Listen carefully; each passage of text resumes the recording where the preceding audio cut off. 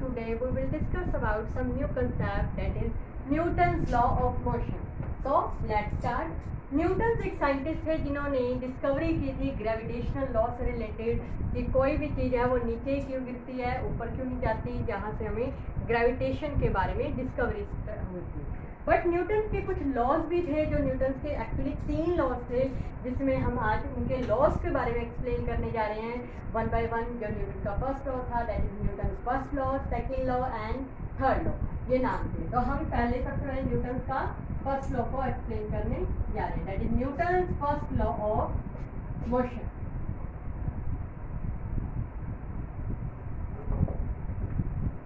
मैंने अपनी एक वीडियो में गैलीलियो लॉज के बारे में स्टडी करवाया था. तो गैलीलियो ने एक लॉ दिया था जिसमें इंक्लाइंड प्लेन के बारे में उन्होंने बॉडीज की स्टडी की थी, जहाँ से ये डिस्कवर हुआ था कि एक बॉडी अगर रेस्ट पे है तो वो हमेशा रेस्ट पे ही रहती है, और अगर एक मोशन में तो मोशन पे ही रहती है. कब तक?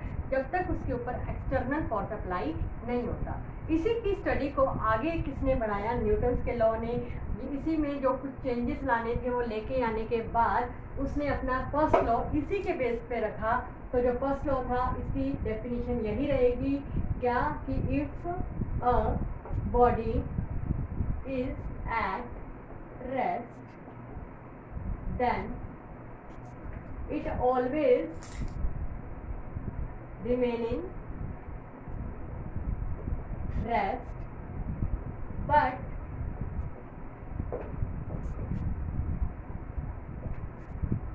and if a body is in motion then it always remain in motion until no external forces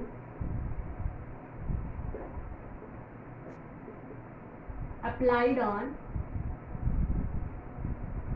it. Here this is the first law कि अगर एक बॉडी रेस्ट में है तो हमेशा ही रेस्ट पे रहेगी, अगर एक बॉडी मोशन में तो हमेशा ही मोशन में रहेगी. कब तक? जब तक उसके ऊपर एक्सटर्नल फोर्स अप्लाई नहीं करती.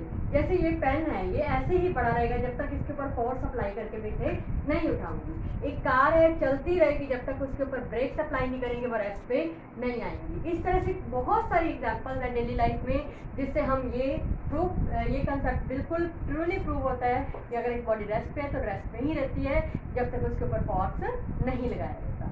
Clear? So this is all about the Newton first law. Now we will discuss about Newton second law. Second law को समझने से पहले मैंने अपनी एक वीडियो में लीनियर मोमेंटम के बारे में पढ़ाया था. अगर आपने वो नहीं देखा तो प्लीज़ उस वीडियो में लीनियर मोमेंटम के बारे में स्टडी करें, क्योंकि इसमें लीनियर मोमेंटम का कंसेप्ट यूज होगा. According to Newton second law, the rate of change of linear momentum is directly proportional to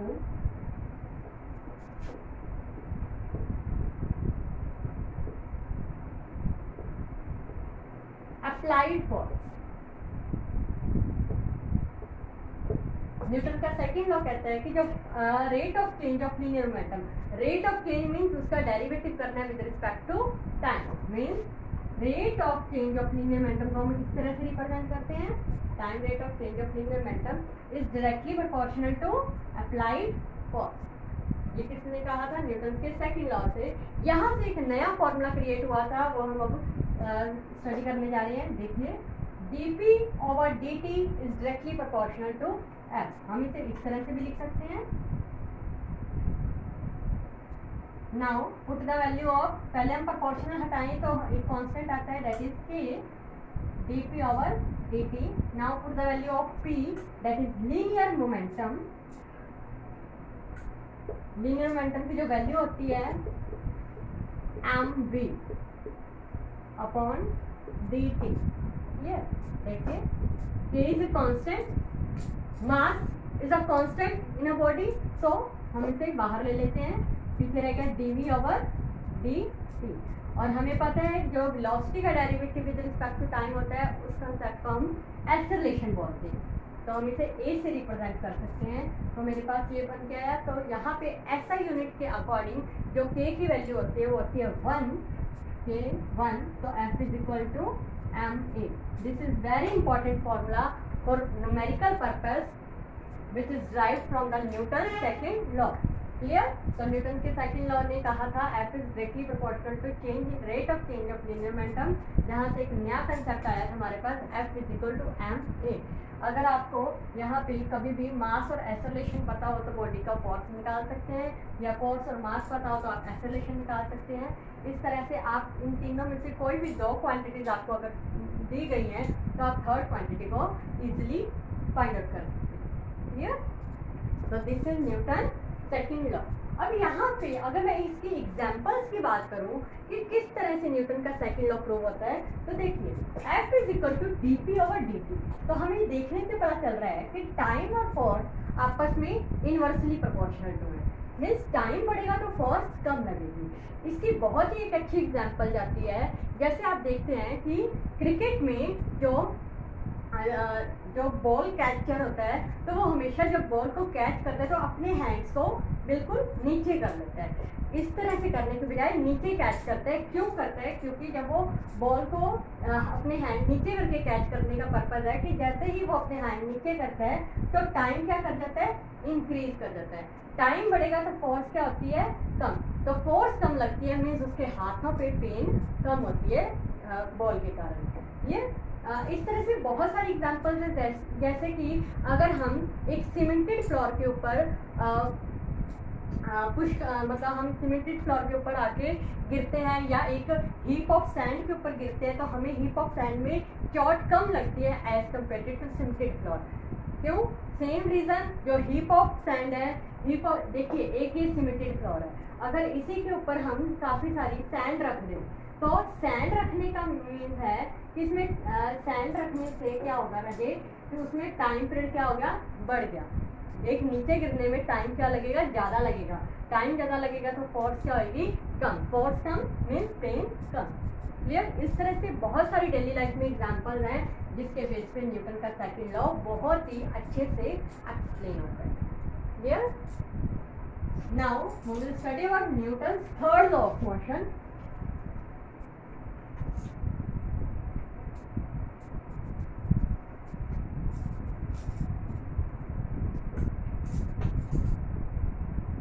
Newton's third law of motion.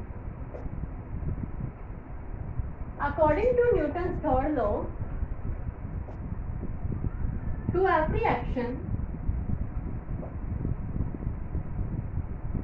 there is always equal and opposite reaction. It's mean कि जब भी कोई action होता है बिल्कुल उसके opposite और बिल्कुल उसके बराबर में हमेशा रिएक्शन देखने को मिलता है। मीन्स अगर हम अपने हैंड को ही चाहे एक दीवार के साथ स्ट्राइक करवाएंगे एक फोर्स के साथ, अगर हम इस तरह से, तो दीवार भी अपने को क्या करेगी? पेन पहुंच जाएगी। मीन्स एक्शन हुआ तो साथ के साथ हमें क्या मिलेगा? रिएक्शन। या हम एक अच्छी सी एग्जांपल लें, अगर स्विमिंग में क्या होता है कि स्विमिंग में हम अपने हैंड्स को ऐसे पीछे की तरफ मूव करते हैं पानी में, तो पीछे की तरफ मूव करने का मीन्स हमने एक्शन किया तो पानी क्या करता है? हमें एक रिएक्शन देता है जिसके कारण हमारी बॉडी क्या करती है? आगे की तरफ मूव होना स्टार्ट होती है। चाहे वो अब नेक्स्ट एग्जांपल ले तो चलने में भी हेल्प करते हैं कि जैसे हम अपना पैर को ग्राउंड पे रखते हैं, एक्शन देते हैं तो नीचे से एक रिएक्शन मिलती है जिसके कारण हमारा पैर ऊपर की आगे उठता है, तो इस तरह से हम आगे की तरफ चलना शुरू कर देते हैं। इस तरह से बहुत सारी एग्जांपल्स है जो न्यूटन के थर्ड लॉ को भी एक्सप्लेन करती है। क्लियर? तो आज हमने न्यूटन्स के लॉज के बारे में स्टडी की, न्यूटन्स का first law, second law and third law. Clear? I hope आपको कोई भी डाउट नहीं हो। अगर कोई भी डाउट हो तो प्लीज़ कमेंट बॉक्स में कमेंट करके बताएं। थैंक्स।